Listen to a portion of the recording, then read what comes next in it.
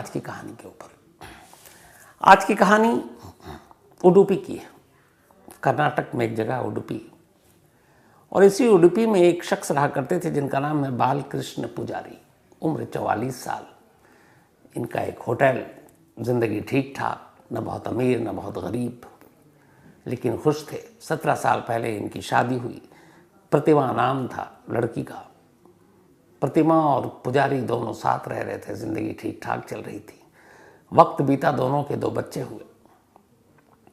प्रतिमा ये कहकर कि अब बच्चे ठीक ठाक बड़े हो रहे हैं, मैं भी कुछ करती हूँ, तो बालकृष्ण पुजारी ने एक ब्यूटी पार्लर खोल दिया कि तुम वहाँ अपना वक्त भी लगाओ और पैसे भी और आ जाएंगे।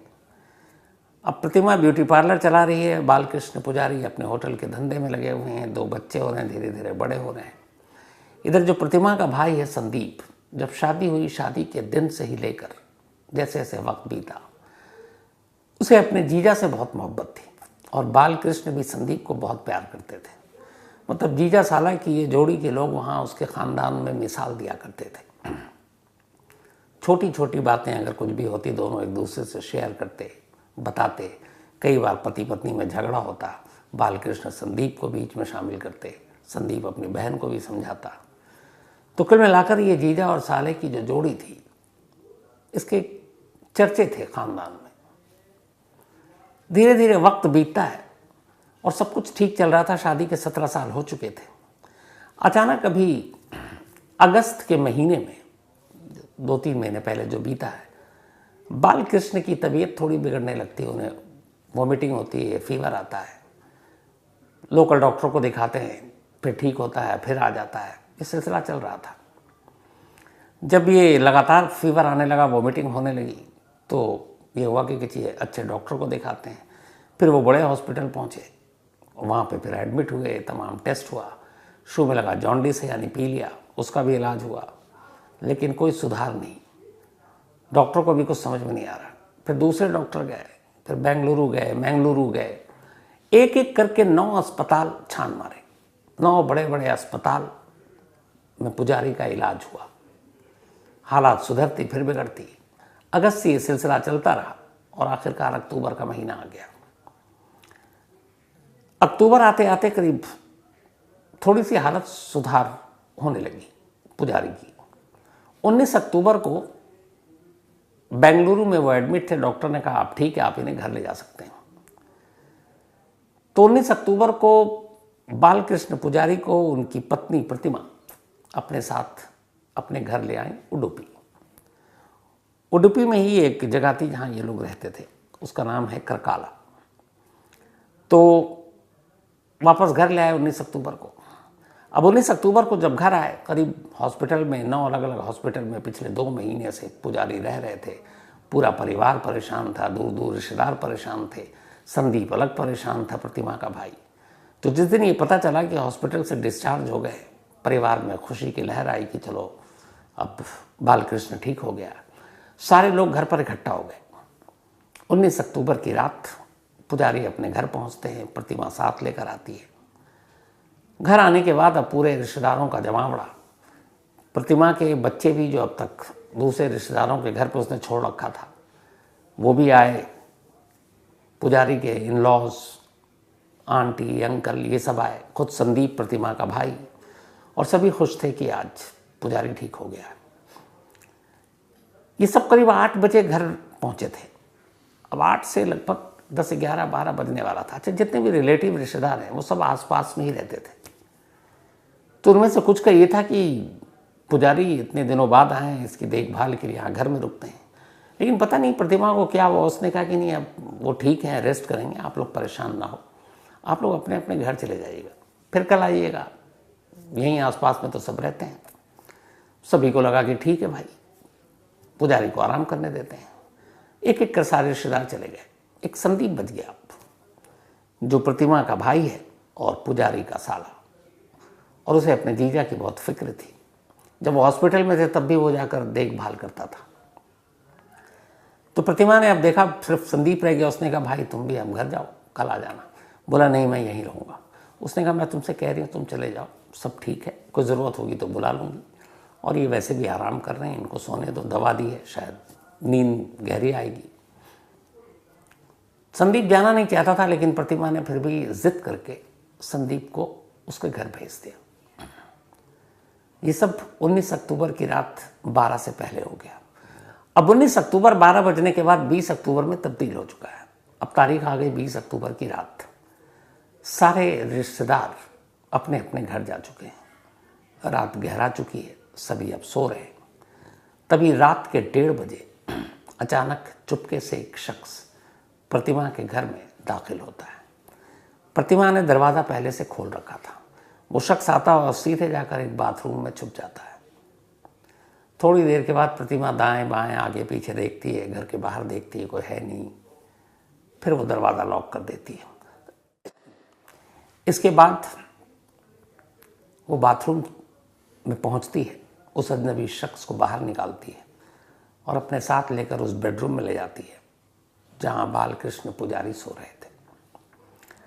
वहां ले जाने के बाद अचानक वो अजनबी शख्स एक तकिया उठाता है और जोर से पुजारी के मुंह पर रखकर दबाने लगता है। पुजारी नींद से जागकर विरोध करने की कोशिश, अपने आप को बचाने की कोशिश करते हैं। तब तक पार्वती अचानक उछलती है और अपने पति के सीने पर बैठ जाती है। सीने पर बैठी और पीछे से दोनों पैर हाथ घुमाकर पकड़ती है। अब पुजारी बेबस, सीने पर बीवी बैठी है और एक अजनबी शख्स तकिया से मुंह और नाक दबा रहा है। कुछ मिनट की छटपटाहट के बाद अचानक पुजारी शांत हो जाते हैं। तकिया हटता है, पार्वती सीने से उतरती है। दोनों सांस और नब्ज देखते हैं। दोनों थम चुकी थी। उन्हें यकीन हो गया कि अब उसकी मौत हो गई है। इसके बाद वो अजनबी शख्स चुपचाप घर का दरवाज़ा खोलता है, बाहर निकलता है और चला जाता है। पार्वती दरवाज़ा बंद कर लेती है। तब रात के 2:30 बज रहे थे। आधा घंटा पार्वती जो है सब कुछ कमरे के अंदर देखती है, बिस्तर ठीक करती है, क्योंकि इस हाथापाई में कुछ सिलवटें पड़ी थी। सब कुछ ठीक करने के बाद अब वो फ़ोन की तरफ बढ़ती है और अचानक सबसे पहले अपने इन लॉज को फ़ोन करती है और रोने लगती है कि मैं लगातार पुजारी को उठा रही हूँ और ये कोई रिस्पॉन्स नहीं कर रहे हैं, पता नहीं इन्हें क्या हो गया। इन लॉज परेशान कि अभी तो घर छोड़ कर आए। इसके बाद वो कहती है बाकी आप लोग जल्दी आ जाएं। फिर वो संदीप को फ़ोन करती है, अपने भाई को, क्योंकि उसे पता था कि उसका भाई अपने जीजा को बहुत प्यार करता। कहती पता नहीं तुम्हारे जीजा जी को क्या हुआ, वो हिल डुल नहीं रहे। संदीप भी सुनकर बदहवास। फिर वो एक दो और रिलेटिव को फ़ोन करती है। 4 बजते बजते वो तमाम रिश्तेदार जो रात 11 बजे जबरन भगा दिए गए थे, वापस उसी घर में इकट्ठा थे, उसी बेडरूम में, और सामने बिस्तर पर पुजारी बेजान पड़ा था। सब लोग आते हैं, देखते हैं। एक लोकल डॉक्टर को बुलाया जाता है, वो नब्ज टटोलता है, कहता है कोई जान बाकी नहीं है। तो हर एक को यही था कि जो लंबी बीमारी थी, घर आने के बाद उसी बीमारी ने जान ले ली। अब सब ये मानकर बैठ चुके थे। लेकिन तभी संदीप अचानक, चूंकि जीजा को बहुत प्यार करता था, वो बड़े करीब से जाकर अपने जीजा की लाश को देखता है। जब देखता है तो देखता क्या है कि उसके चेहरे पर एक लाल मार्क है, कुछ निशान सा, और एक गले पर निशान है। और चूंकि जब जीजा शाम को उसके आए थे तब ऐसा कोई निशान नहीं था। उसे देखकर कुछ डाउट होता है। वो अपनी बहन को कोने में ले जाता है, तमाम रिश्तेदारों से दूर, और पूछता है कि जीजा जी के चेहरे पर और गले पे एक अजीब सा मार्क देख रहा हूँ, ये नेचुरल डेथ नहीं है, तुम कहाँ थी, कोई आया था? तो कहती नहीं। तो कहती वो निशान। कहती असल में जब मैं आई कमरे में और मैंने जगाने की कोशिश की, वो हिल डुल नहीं रहे थे, बेजान, तो मैं पागल हो गई और मुझे लगा कि ये क्या हो गया। मुझे डर लगा कहीं कुछ हो तो नहीं गया। तो मैंने उठाने के लिए उसी आलम में एक पानी का मेरे हाथ में बोतल था, मैंने पानी का बोतल फेंक के मारा कि शायद कुछ हरकत करे, तो शायद उसी से वो निशान पड़ गया। संदीप ने कहा नहीं, ये वो निशान उसका नहीं है। लेकिन अब बहन बोल रही है, संदीप करे क्या, खामोश। खैर सब लोगों ने देखा अगले दिन ये हुआ कि अब अंतिम संस्कार करना है। लेकिन संदीप के मन में कुछ था। उसने बहन से तो कहा कि इसका पोस्टमार्टम करा लेते हैं, अगर कुछ हुआ होगा तो पता चलेगा। बहन ने कहा कुछ नहीं है, बीमारी की वजह से मौत गई है और जो निशान है मैंने बोतल फेंक के मारा, शायद उसकी वजह से है, जगाने के लिए। तो फिर संदीप को लगा कुछ गड़बड़ है। अब पोस्टमार्टम या तो पत्नी करवाए या फिर माँ बाप कराएं, कोई तो एक आगे आए। संदीप ने अपने जीजा जी के पिता से बात की, यानी कि पुजारी के फादर से, और उसने कहा कि अंकल मुझे कुछ शक है कि बालकृष्ण पुजारी की मौत नेचुरल नहीं है, एक बार आप इसका पोस्टमार्टम करवाने की इजाज़त दे दीजिए। अब कई लोग पोस्टमार्टम कराने से बचते हैं कि क्या एक मरे हुए इंसान के शरीर के साथ चीड़ फाड़ करना ठीक नहीं होगा, लेकिन पुजारी के पिता पढ़े लिखे थे और संदीप ने बताया कि उसके गर्दन पर उसने चेहरे पर मार्क देखा है। फिर उसने दिखाया तो वो कन्विंस हो गए। उन्होंने कहा ठीक है। इसके बाद वो पोस्टमार्टम के लिए राज़ी हो गए। अब अगले दिन पोस्टमार्टम हो गया। पोस्टमार्टम के बाद डेड बॉडी हवाले कर दी गई। परिवार वालों ने पुजारी का अंतिम संस्कार कर दिया। 3 दिन बीत चुके थे। 20 अक्टूबर की बात थी, 23 अक्टूबर आ चुका था। 23 अक्टूबर को अचानक संदीप अपनी बहन से कहता है कि बहन तुम सच बताओ, ये मौत हुई कैसे, कोई आया था क्या? बहन फिर मना करती है। तब संदीप उसे एक नाम लेता और कहता है कि देखो, मैं और तुम्हारे पति यानी मेरे जीजा इस सच्चाई को अच्छे से जानते थे कि 28 साल का एक नौजवान, एक लड़का जिसका नाम दिलीप हेगड़े है, उसके साथ तुम्हारा रिश्ता था। ये सुनते ही बहन चौंकती है। दिलीप हेगड़े? तो उसने कहा क्या दिलीप हेगड़े 19 अक्टूबर की रात तुम्हारे घर आया था? वो कहती है ऐसा कुछ नहीं है, पर उसने कहा मुझे जीजा जी ने बहुत पहले बता रखा था कि देखो तुम्हारी एक जो बहन है उसका एक 28 साल का नौजवान लड़का है। दिलीप हेगड़े एक बिजनेसमैन का बेटा था, मुंबई में रहता था, लेकिन फिर कोरोना काल में अचानक उसे वापस आना पड़ा अपने फैमिली बिजनेस को संभालने के लिए, तो वो उडुपी आ गया और यहाँ आने के बाद वो यहीं उडुपी में रहने लगा। और इत्तेफाक से इंस्टाग्राम के थ्रू दिलीप की मुलाकात प्रतिमा से हुई और फिर दोनों इंस्टाग्राम के थ्रू दोस्त बन गए। दोस्त बनने के बाद चूँकि एक ही शहर में थे, दोनों मिलने जुलने लगे। एक बार पुजारी ने देख भी लिया, उसने समझाया, प्रतिमा नहीं मानी। फिर बालकृष्ण पुजारी ने अपने साले को, जिससे वो बहुत प्यार करता था, संदीप, उसको बताया कि ऐसी ऐसी बात है। संदीप ने भी उसको समझाया। तब प्रतिमा ने कहा ठीक है मैं नहीं मिलूंगी। लेकिन अब यहाँ सिचुएशन दूसरा था। गले पर निशान, चेहरे पर मार्क, वो देखकर संदीप को डाउट हो चुका था, पोस्टमार्टम हो चुका था। उसने फिर बहन से पूछा कि देखो बता दो, क्योंकि पोस्टमार्टम रिपोर्ट में अगर कुछ गड़बड़ निकला तो फिर तुम गई और मैं अपने जीजा के कातिल को बख्शूंगा नहीं। बहन वही कहती रही। लेकिन जब संदीप बताने लगा कि ये है कुछ गड़बड़, तो तुम एक्सेप्ट करो कि वो आया था कि नहीं। अब प्रतिमा को अचानक लगा कि शायद वो फंस सकती है। एंड टाइम पर उसने कहानी पलटी। उसने कहा हाँ, उस रात तुम सबके जाने के बाद दिलीप हेगड़े घर आया था और उसी ने तुम्हारे जीजा का कत्ल कर दिया। लेकिन संदीप को अब भी यकीन नहीं हुआ। उसे लगा उसकी बहन झूठ बोल रही है। दिलीप अकेले ये सब नहीं करेगा, कहीं ना कहीं इसकी बहन की मर्जी होगी। लेकिन ऐसा भी क्या इश्क कि बहन अपने हाथ से अपना सुहाग उतार दे। उसने पूछताछ शुरू की। उसने कहा देखो अब पोस्टमार्टम रिपोर्ट आने वाला है, अब बता दो सच। तो उसकी बहन ने कहा कि देख तू मुझे बचा ले भाई, मैं तुझे सब सच बता देती हूँ। प्रतिमा को ये लगा कि भाई तो उसी का है संदीप, उसी का साथ देगा, सपोर्ट करेगा।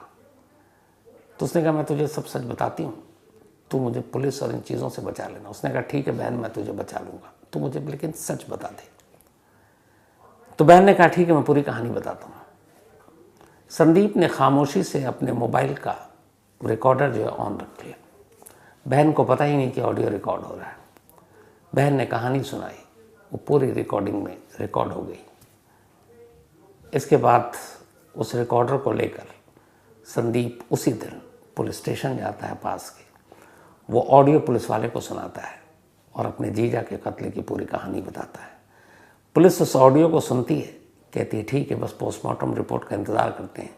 तब तक पुलिस की एक टीम हॉस्पिटल जाती है, डॉक्टर से पूछती है प्रिलिमिनरी क्या है रिपोर्ट। तो पता चलता है कि गला घोट कर मारा गया है, मौत की वजह स्ट्रैंगुलेशन है, नेचुरल डेथ नहीं है। ऑडियो रिकॉर्डिंग उधर, इधर पोस्टमार्टम रिपोर्ट, तस्वीर साफ थी। फौरन पुलिस की टीम घर पहुंचती है, पहले प्रतिमा को उठाती है, इसके बाद दिलीप हेगड़े को, दोनों को गिरफ्तार कर लिया जाता है। प्रतिमा को अपने ही पति के कत्ल के इल्ज़ाम में और दिलीप को बालकृष्ण का कत्ल करने के लिए। ये ऑडियो इत्तेफाक से बाद में पुलिस के ज़रिए या किसी और के ज़रिए सोशल मीडिया तक पहुंच गया और सोशल मीडिया पर प्रतिमा का वो कन्फेशन लीक हो गया। जिसने भी सुना वही दंग रह गया। पूरी कहानी कुछ यूँ थी, जो प्रतिमा ने एक्सेप्ट किया कि जब कोरोना काल हुआ और उस कोरोना काल में वक्त काटना मुश्किल था, बहुत सारे लोग ऐसे थे घरों में कैद थे, ब्यूटी पार्लर बंद था और ब्यूटी पार्लर सबसे ज़्यादा अफेक्टेड हुआ था क्योंकि उस वक्त तो दूरी ज़रूरी थी और आप बिना हाथ लगाए मेकअप और बाकी चीज़ें कर नहीं सकते। तो ऐसे वक्त में एक बड़ी आबादी सोशल मीडिया की तरफ कूच कर गई थी और मोबाइल ही उनका साथी था या फिर OTT प्लेटफॉर्म। तो सोशल मीडिया सबसे ज़्यादा यूज़ कोरोना काल में हो रहा था और उसी दौरान में प्रतिमा भी बहुत उसी पर बिजी रहती थी और ऐसी मुलाकात उसके इंस्टाग्राम पर हुई दिलीप हेगड़े से। दिलीप हेगड़े से बातचीत हुई। दिलीप हेगड़े मुंबई से कोरोना में वापस उडुपी आ गया। अब उडुपी में दोनों छुप छुप कर मिलने लगे। अब दोनों में इश्क हो गया। अब ये था कि प्रतिमा ये चाहती थी कि वो दिलीप से शादी करे, लेकिन पहले पति के जिंदा रहते ये मुमकिन नहीं था, तो क्या करे। उसने दिलीप से अपनी ये ख्वाहिश बताई कि मुझे तुमसे शादी करनी है। दिलीप भी प्रतिमा से शादी करने के लिए बेताब। अब क्या करें। तब इन्होंने इधर उधर सोशल मीडिया पर सर्च मारना शुरू किया कि किसी को मारना और शक भी ना हो तो क्या क्या तरीका हो सकता है। बाकायदा उन तरीकों को ढूंढा और फिर ये तय हुआ कि खाने में स्लो पॉइजन मिलाकर बालकृष्ण पुजारी को दिया जाएगा। उस स्लो पॉइजन के ऊपर भी काफ़ी सर्च किया गया। फिर पता चला कि कुछ ऐसे केमिकल्स हैं जो स्टूडेंट्स को प्रैक्टिकल के लिए दिए जाते हैं, जो स्कूल कॉलेजेस में जो लैब होते हैं, लेकिन वो अलग अलग लैब से ख़रीदे जाते हैं और वो लैब वाले हर एक को नहीं देते। वो जो केमिकल है, वो जो पॉइजन है, वो सिर्फ स्टूडेंट्स को देते हैं या कॉलेजेस को देते हैं।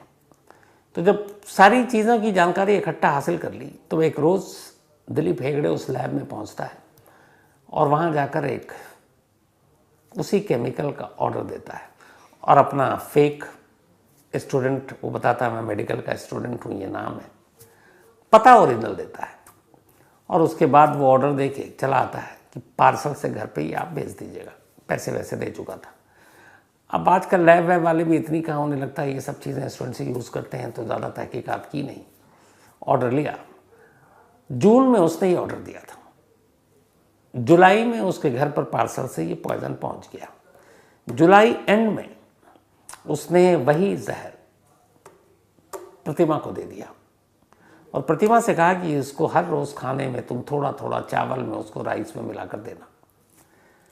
अगस्त से प्रतिमा ने थोड़ा थोड़ा करके बालकृष्ण को देना शुरू किया। कुछ दिन बीता। अब ये वो जहर था जो सीधे लीवर, किडनी, इन सब पर असर करता। पूरे सितंबर के दौरान इतना ज़्यादा मात्रा अब तक किस्तों में दे चुकी थी कि उसने अपना असर दिखाना शुरू किया और फिर उल्टी, फिर फीवर, ये सारी चीज़ें होने लगी। इसके बाद जब तबीयत बिगड़ी तो फिर अलग अलग 9 अस्पतालों में ले जाया गया।